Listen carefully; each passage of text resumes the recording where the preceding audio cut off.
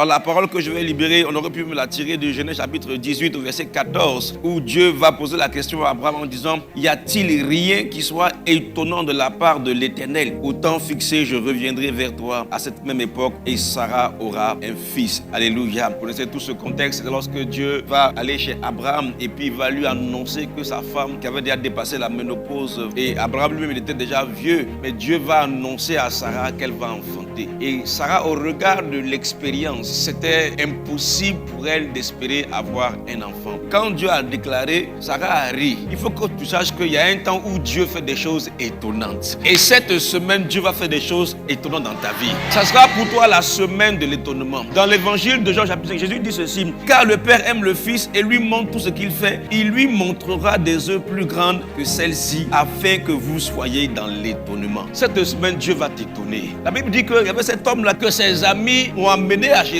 Il était paralytique, il ne pouvait pas marcher. Et ses amis étaient obligés de le porter sur un brancard, sur un lit. Ils ont voulu l'amener vers Jésus et la foule était là. Ils ne pouvaient pas avoir accès à Jésus. Là, qu'est-ce qu'ils ont fait? Ils ont décoiffé le tapis, ils sont descendus. À la fin, c'est lui qui a porté ce lit.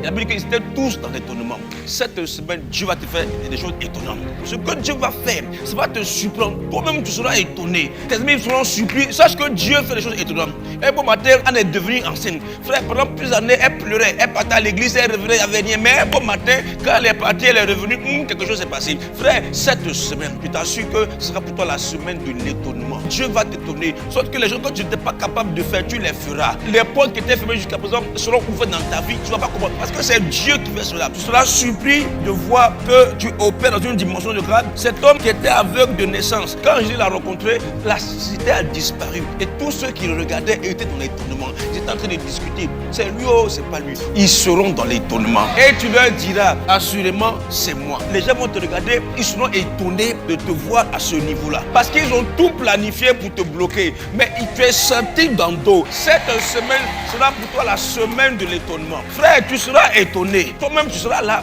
et tu es étonné de voir la victoire de laquelle Dieu t'a donné.